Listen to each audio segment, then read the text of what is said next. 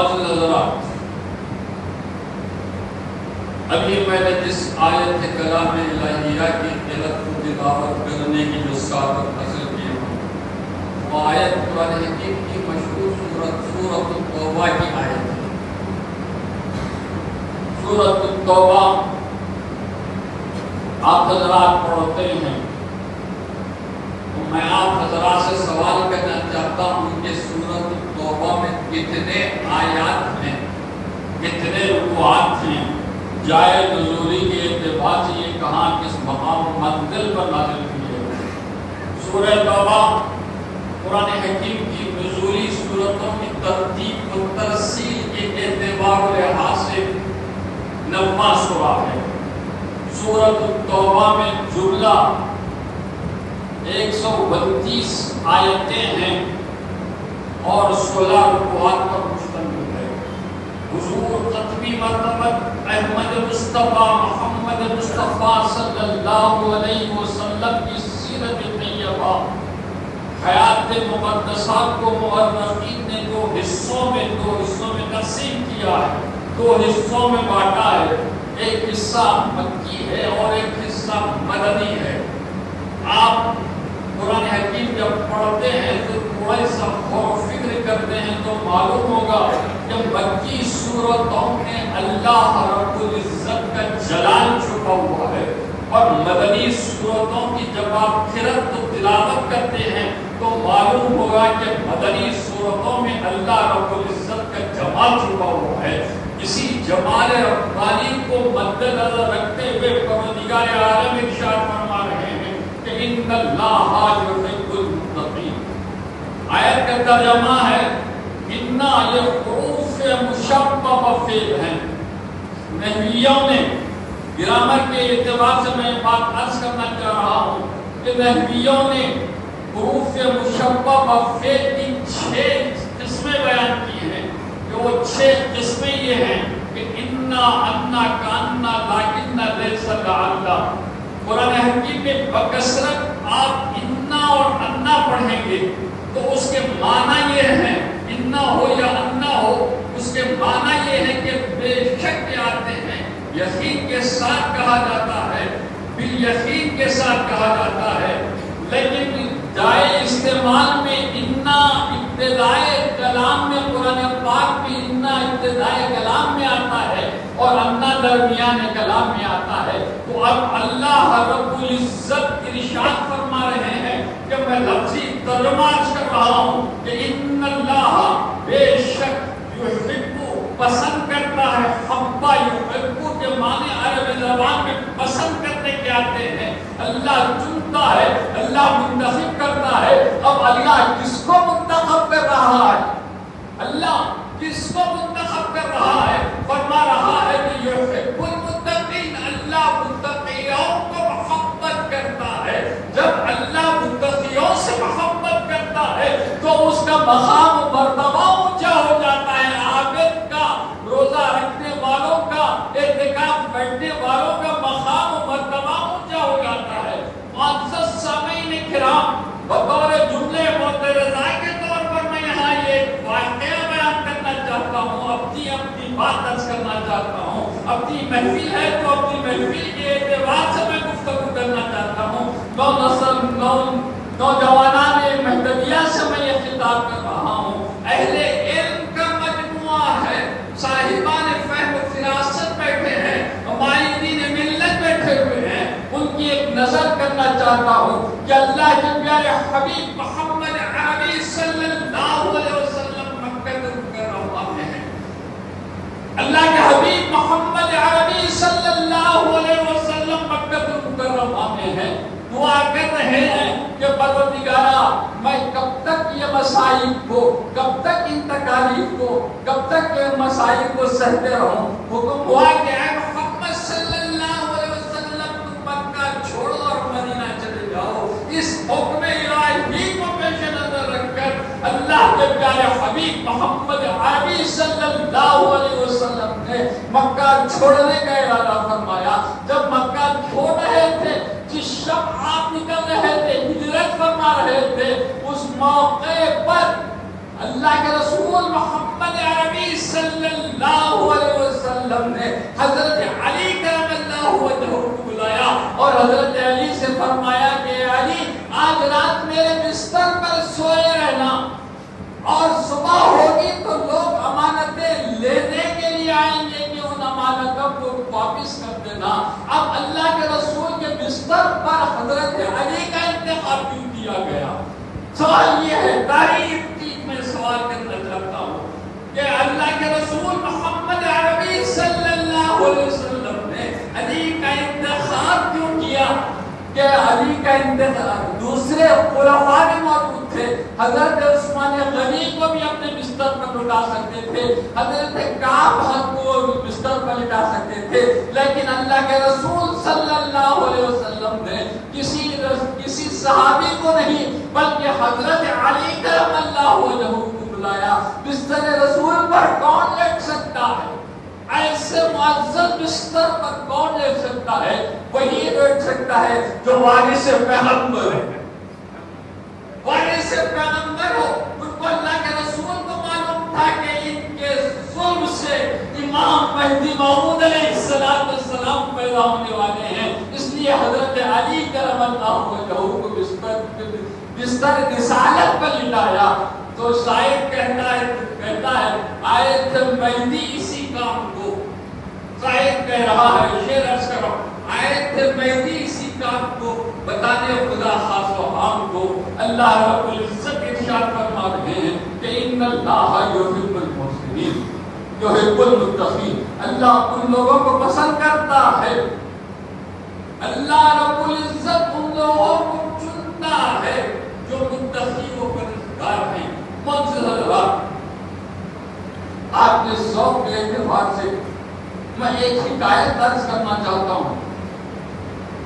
ذوالنون مصری رحمت اللہ علیہ 180 ہجری کے ولی ہیں، ذوالنون مصری 180 ہجری کے ولی ہیں۔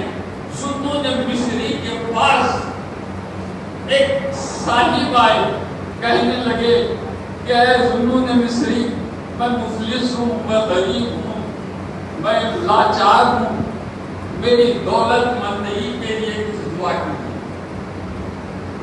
آج عالم اسلام میں دعائیں کی جا رہی ہیں، مکہ مکرمہ میں دعائیں کی جا رہی ہیں، لیکن اس کے باوجود بھی آج مسلمانوں کی کیا کیفیت اور حالت ہے آپ جانتے ہیں۔ یہ عدل کر رہا تھا کہ ذوالنون مصری کے پاس ایک شخص آیا اور کہنے لگا کہ اے ذوالنون مصری، اس میں اعظم کی تعلیم دو، اس میں اعظم سیکھنا چاہتا ہوں۔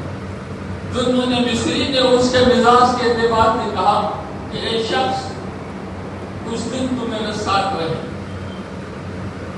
وہ ساتھ کچھ دن رہنے لگا، 6 مہینے کا عرصہ گزر گیا، 7واں مہینہ لگا تو کہنے لگا ذوالنون مصری سے، برہم ذوالنون مصری پر برہم ہوا وہ شخص جس میں جو عالم سیکھنے والا تھا۔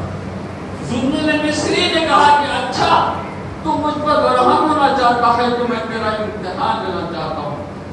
ذوالنون مصری نے اس حکایت میں کچھ معنی میں رکھ چکا ہوا ہے، میں وہ عرض کر رہا ہوں۔ ذوالنون مصری نے کہا کہ یہ شخص بلا مقام پر ہمارا حبیب ذرا درخت کے نیچے سال ہر سال سے عبادت کرتے چلے آ رہا ہے، ہم اس کو ایک امانت دینا چاہتے ہیں، وہ امانت دو، وہ امانت مجھ تک پہنچا دو۔ ذوالنون مصری نے ایک ڈبے میں ایک پرندہ رکھا، اس کو پوشیدہ کیا، اس کو ڈھان دیا اور کہا کہ اس شخص سے دیکھ، اس ڈبے کو راستے میں کھولنا نہیں، راستے میں کھولنا نہیں، اور وہ امانت میں بغیر خیانت کیے کہ اس شخص تک پہنچا دینا، ہمارے حبیب تک پہنچا دینا۔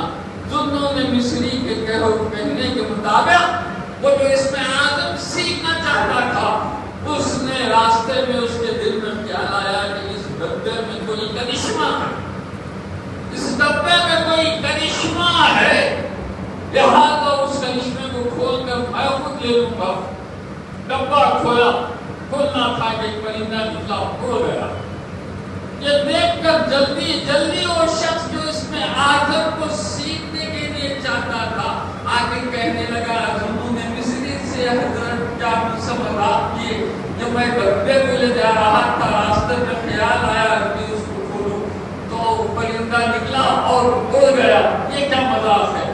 تو زنی نے مصری نے بہترین سوال کا جواب دیتے ہوئے عرفانی سوال کا جواب دیتے ہوئے کہا کہ اے شخص تو اس ظاہری امانت کو جو امین ہے اس تک نہیں پہنچایا، اگر میں تجھے اس میں عالم دے دوں تو اس کو کیسا سنبھالے گا؟ یہ کیسے سنبھالے گا؟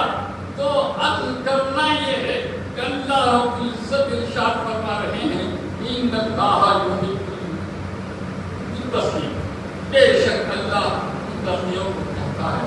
معزز حضرات، آپ گروپ میں بیٹھے ہوئے ہیں، حد نظر تک پبلک موجود ہے، اہل علم حضرات بیٹھے ہوئے ہیں، میں زیادہ لابی تقریر کرنا نہیں چاہتا، گفتگو کے اطراف و اکناف کو سمیٹتے ہوئے اتنا عرض کرنا چاہتا ہوں کہ ان اللہ یحب المتقین۔ معزز حضرات، آج کامیابی اور کامرانی کا دن ہے، آج کامیابی اور کامرانی کا دن ہے۔ ایک بچہ سال بھر تک محنت کرتا ہے، 10ویں جماعت کی محنت کرتا ہے، انٹرمیڈیٹ کی جماعت کی محنت کرتا ہے، جب اس کا رزلٹ کامیابی پر اگر آتا ہے تو اس کو خوشی اور مسرت ہوتی ہے۔ خوشی اور مسرت تو ان لوگوں کو حاصل ہوتی ہے جن لوگوں نے ایک ماہ میں روزے رکھے، اعتکاف کیا اور اللہ کا قرآن پاک کی تلاوت کرتے رہے، تو اللہ رب العزت اس کی وجہ سے ہمارے گناہوں کو معاف فرما دیتا ہے۔ آپ کہیں گے کہ دلیل دو، تو دلیل کے طور پر اللہ کے رسول محمد عربی صلی اللہ علیہ وسلم کی حدیث شریف ہے کہ آپ صلی اللہ علیہ وسلم نے ارشاد فرمایا کہ من صام رمضان ایمانا واحتسابا غفر له ما تقدم من ذنبه۔ اللہ کے رسول صلی اللہ علیہ وسلم فرما رہے ہیں کہ من مانے جو شخص صام روزہ رکھا ایمان کے ساتھ، ایمان کے ساتھ وہ احتسابا، اور اس کے بعد اللہ کے رسول صلی اللہ علیہ وسلم نے ایسے صائم کی، ایسے روزدار کے تعلق سے یہ خوشخبری سناتے ہوئے ارشاد فرمایا کہ غفر له ما تقدم من ذنبه، اللہ رب العزت ان کے گناہوں کو معاف فرما دیتا ہے۔ حدیث شریف میں آیا ہے کہ عید کی رات بڑی اہمیت والی رات ہوتی ہے، اس رات میں جو دعا کی جاتی ہے قبول کی جاتی ہے۔ اللہ کے رحمت کے فرشتے صائم کے لیے دعا مغفرت کرتے ہیں، عرض کرتے ہیں کہ پروردگارا تیرا بندہ رات میں قیام کرتا تھا، دن میں روزہ رکھا کرتا تھا، اس روزے کے اور قیام کی وجہ سے اس کے گناہ معاف فرمانا۔ معزز وقت نہیں لیتے ہوئے گفتگو کے آخری لمحے میں ہوں، حضرت علی کرم اللہ وجہہ، حضرت علی کرم اللہ وجہہ عید کے دن دسترخوان پر بیٹھے ہوئے روٹی کھا رہے تھے، کھجور کی روٹی کھا رہے تھے۔ کسی نے عرض کیا حضرت علی سے، اے علی آج عید کا دن ہے، آج خوشی کا دن ہے، آج مسرت کا دن ہے، آپ دسترخوان پر بیٹھے ہوئے آپ سوکھی روٹی کھا رہے ہیں، اس کی وجہ کیا ہے؟ تو حضرت علی کرم اللہ وجہہ نے سائل کا پیارا جواب دیتے ہوئے، عرفان کا پورا جواب دیتے، عرفان کی پوری عکاسی کرتے ہوئے آپ نے ارشاد فرمایا کہ شخص عید تو اس دن ہے کہ جس دن گناہ نہ ہو۔ عید جو حقیقی دن تو وہ ہے کہ جس دن گناہ نہ ہو، وہ عید کا دن ہے۔ آج مسرت اور خوشی کا دن ہے، پروردگار عالم ارشاد فرما رہے ہیں کہ ان اللہ یحب المتقین۔ معزز حضرات، گفتگو کے آخری مرحلے پہ ہوں کہ چند کلمات کہتے ہوئے آپ حضرات کے سامنے رخصت ہو جانا چاہتا ہوں۔ فطرہ، اصل آج کے فطرہ فطرے کے معنی کیا ہے؟ فطرہ کا لفظ کیا ہے؟ فطرہ عربی زبان کا لفظ ہے، یہ 3 حرفی لفظ کا مجموعہ ہے۔ اس 3 حرفی لفظ کے مجموعے میں اگر حرفی تحلیل کی جائے، حرف کو علیحدہ علیحدہ کیا جائے تو اس کے حروف کے بنتے ہیں فے، تے، رے، فطرہ۔ فطرہ کے معنی المجید میں، القاموس الجدید میں یہ بتائے گئے ہیں کہ کھولنا۔ بعض لوگوں نے اس کا ترجمہ یہ کیا ہے کہ گناہوں کو معافی کا ذریعہ ہے فطرہ۔ فطرہ ہر روزے دار پر، ہر وہ روزہ رکھے یا نہ رکھے، اس پر فطرہ لازم ہے۔ فقہاء کرام نے یہاں تک بیان کیا کہ اگر رمضان کے مہینے میں بچہ پیدا ہوتا ہے تو ماں باپ پر ذمہ داری ہے کہ اس چھوٹے سے بچے کا بھی فطرہ نکالا جائے، اس چھوٹے سے بچے کا بھی فطرہ نکالا جائے۔ اللہ کے رسول محمد عربی صلی اللہ علیہ وسلم ارشاد فرماتے ہیں کہ ہم فطرہ نکالتے اگر ہیں تو فطرے کے ہر ایک دانے میں گیہوں، کھجور، ایک ایک دانے میں، ایک ایک کھجور کے دانے میں اللہ رب العزت ایک ایک نیکی عطا فرماتے ہیں، ایک ایک نیکی عطا فرماتے ہیں۔ اللہ کے رسول صلی اللہ علیہ وسلم نے ارشاد فرمایا الا صدقۃ الفطر، میں حدیث سنا رہا ہوں، آپ کہیں گے کہ دلیل جو یہ حدیث کس کے اندر ہے؟ تو صحابہ کی مشہور کتاب، صحابہ کی مشہور کتاب مشکات شریف کی حدیث بیان کر رہا ہوں۔ اللہ کے رسول محمد عربی صلی اللہ علیہ وسلم نے ارشاد فرمایا کہ الا صدقۃ الفطر واجبۃ علی کل مسلم و مسلمۃ۔ اللہ کے رسول نے آگاہ کیا، تنبیہ کیا، عربی میں الا کا لفظ اگر آتا ہے تو متنبہ کرنا ہوتا ہے۔ جس طرح ہم چوراہے سے گزرتے ہیں تو لال لائٹ اس بات کی علامت ہے کہ آپ یہاں ٹہر جاؤ، اگر آپ نہیں ٹہرتے اگر ہیں تو آپ کو چالان پڑنے کا غم ہے۔ تو اب اللہ کے رسول صلی اللہ علیہ وسلم نے سرخ لائٹ لگاتے ہوئے فرمایا کہ الا صدقۃ الفطر واجبۃ علی کل مسلم و مسلمۃ۔ صدقہ فطر ہر شخص پر، ہاں مرد و مسلمتن یہ معنی عورت کے آتے ہیں، مرد پر اور عورت پر صدقہ فطر واجب ہے۔ ہم بارگاہ الہیہ میں دعا ہوں کہ پروردگارہ ہمارے صدقہ فطر کو قبول فرما، پروردگارہ ہمارے نمازوں کو قبول فرما، پروردگارہ ہمارے اعتکاف کو قبول فرما، پروردگارہ ہمارے ضعیف والدین ہیں ان کی خدمت کرنے کی توفیق عطا فرما۔ بالخصوص میں یہ عرض کرنا چاہتا ہوں مسجد حاضہ کے جو متولی سید علی اشرفی صاحب جو بیمار ہیں، دواخانے میں شریک ہیں، انہوں ان کی اہلیہ کو اللہ تبارک و تعالیٰ سے کامل عطا فرما، اور تمام مظلومین جو قبرستان میں سو رہے ہیں پروردگارہ ان کی مغفرت فرما دے۔ وآخر دعوانا الحمدللہ رب العالمین۔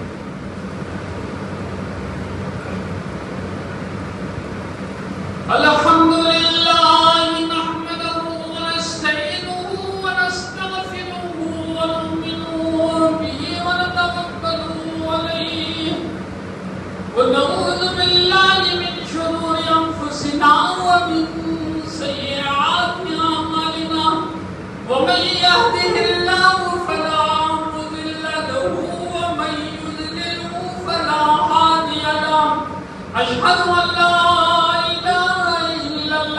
وحده لا شريك له واشهد ان سيدنا ونبينا ومولانا محمدا عبده ورسوله فقال الله تعالى في شان حبيبه ان الله وملائكته يصلون على النبي يا ايها الذين امنوا صلوا عليه وسلموا تسليما اللهم صل على محمد وعلى آله أما بعد أيها الإخوان اعلموا خف هذه المقام أدعو معي ربنا تقبل منا إنك أنت السميع العليم ربنا واجعلنا مسلمين لك ومن ذريتنا أمة مسلمة لك وأرنا رحمة الله بذات الواجب النبي بفضلك رحمة الله بذات وأرنا مناسكنا وتب علينا إنك أنت التواب الرحيم ربنا لا تؤاخذنا إن نسينا أو أخطأنا ربنا ولا تحمل علينا إصرا كما حملته على الذين من قبلنا ربنا ولا تحملنا ما لا طاقة لنا اللہ کا عذاب اور عذاب اتنا بڑا ہے کہ پروردگار میں تیرے عذاب کو برداشت نہیں کر سکتا ربنا ولا تحملنا ما لا طاقة لنا به واعف عنا واغفر لنا وارحمنا أنت مولانا فانصرنا على القوم الكافرين إلهي بجلال أنسك وبجمال قدسك وبنظرك إلى أوليائك وبشوقك إلى مشتاقك وبمحبتك إلى تعلميك أن تنور قلوبنا بنور معرفتك واجعلنا من أهل حضورك حتى تيسر لنا سباحة في أقطار الأنوار وتحل لنا دار الأسرار اللهم شرفنا من مشاهدة جمالك وخلعة مثالك وارزقنا نعمة لقائك واحشرنا يوم القيامة في زمرة المساكين آمين